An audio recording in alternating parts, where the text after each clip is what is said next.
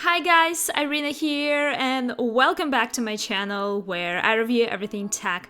In today's video, let's compare the cameras of the iPhone 12 Pro Max, the 13 Pro Max and the newly released 14 Pro Max.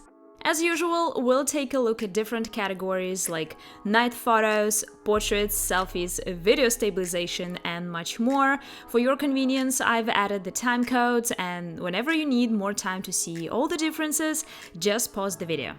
Let's quickly take a look at the camera specs. All of these phones have triple cameras with the main, ultra-wide and telephoto cameras. The new 14 Pro Max has a 48 megapixel option on its main camera if you're gonna take pro RAW photos, but keep in mind that for the regular default photos, it's still gonna be 12 megapixels. Speaking of other key differences, without going too deep into technicalities, just keep in mind that with every new generation, the camera setup is slightly more advanced than the one before it in terms of sensor size, video stabilization, features, and so on. And let's get straight to the photos and start with random daylight photos, the regular 1x photos, and the ultra-wide shots. Looking at these shots side by side, I've noticed that more often than not, the photos from the iPhone 13 Pro Max look slightly different in terms of color temperature. They look noticeably colder than the photos from the 12 Pro Max and the 14 Pro Max. And in general, the photos from these three phones always look slightly different in terms of colors, but other than that, as you can see, these phones are going side by side in terms of sharpness, white balance, and exposure, so you'll get outstanding daylight photos with either of these phones.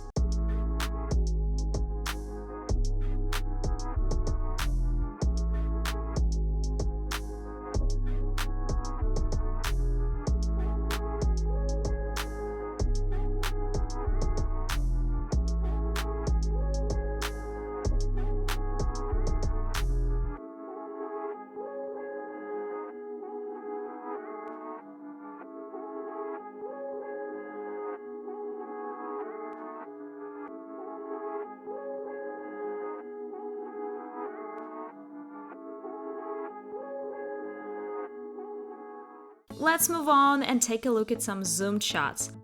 All of these phones have a telephoto camera, so you could expect quite decent zoomed photos from all three devices. If you ask me, the difference in quality starts to be noticeable from the 7x zoom, where the 13 Pro Max and the 14 Pro Max provide sharper looking photos than the 12 Pro Max. And speaking of maximum zoom, it's 15 times on the 13 Pro Max and the 14 Pro Max, while the 12 Pro Max gives us 12 times.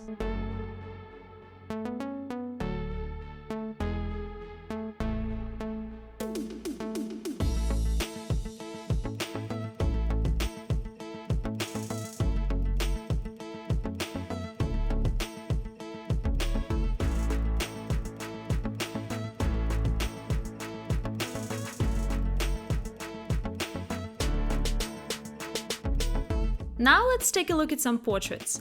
If you ask me, usually I don't have preferences between these phones when it comes to taking portraits. I think you could get a very nice portrait with either of these phones. Speaking of differences, as you can see, the 14 Pro Max gives us more detail in the photo. The texture of my t-shirt looks more detailed and sharp. Also, let's admit, these photos from the 12 Pro Max and the 13 Pro Max are not the best in terms of white balance. My white t-shirt looks bluish. Let's take a look at the next samples, and here once again the 14 Pro Max gives us the sharpest and most detailed shot, but in general all of these portraits look very decent and I can't really see any obvious flaws when it comes to separating the subject from the background. Next, let's talk about selfies and selfie videos. When it comes to the front camera, we have a new camera on the 14 Pro Max with a larger aperture of 1.9 and most importantly, it comes with the autofocus. So let's take a look at some selfies. If you ask me, I don't really see much of a difference here since you could get nice selfies with either of these phones. By the way, all three iPhones have a wide angle option in the selfie mode. The thing I've noticed is that the 12 Pro Max is sometimes a little slow when it comes to exposure, so the sky could look blown out in some shots. You could spend some time and try to manually adjust it, but it's definitely not as intuitive as it is on the 13 Pro Max and the 14 Pro Max. When it comes to selfie videos, once again, as you can see, the 12 Pro Max is struggling with exposure, so the sky looks blown out at times. But as you can see, the video stabilization is very good on all of these phones. Now let's get back to the rear cameras and take a look at some daylight videos. One of the biggest differences in performance between these phones is the video stabilization. As you probably already know, the 14 Pro Max features the action mode, which makes a huge difference when it comes to video stabilization. And when the action mode is disabled on the 14 Pro Max, I would say these phones seem pretty much equal.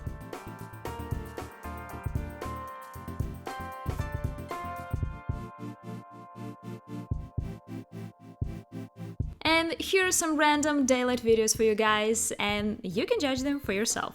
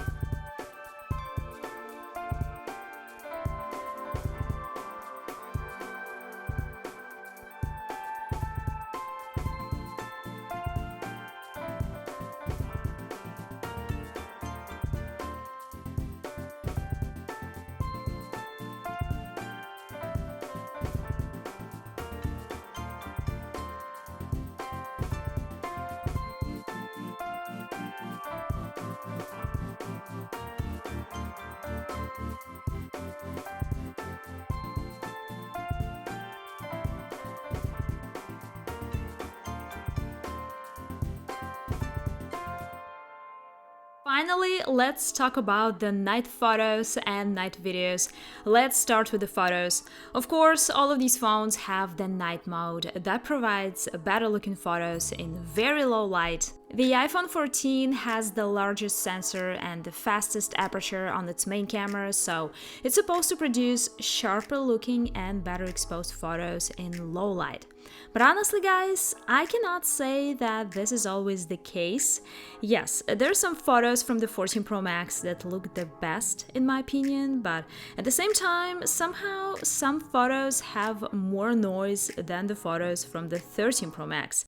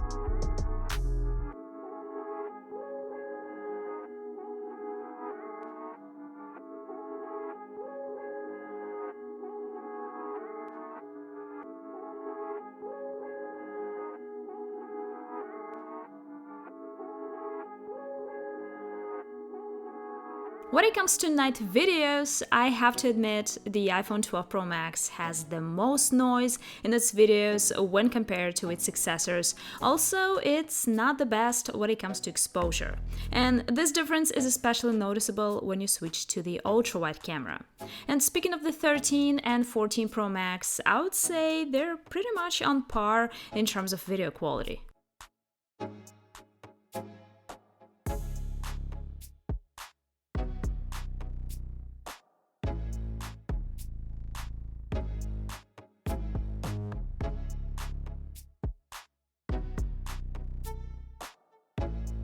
These are all the photos and videos I had to show you guys. Let me know what you think. If you ask me, as expected, at this point it feels like the iPhone 12 Pro Max starts running behind in some categories like night videos, zoomed photos, selfies, and selfie videos, but still the iPhone 12 Pro Max is very capable in terms of camera performance.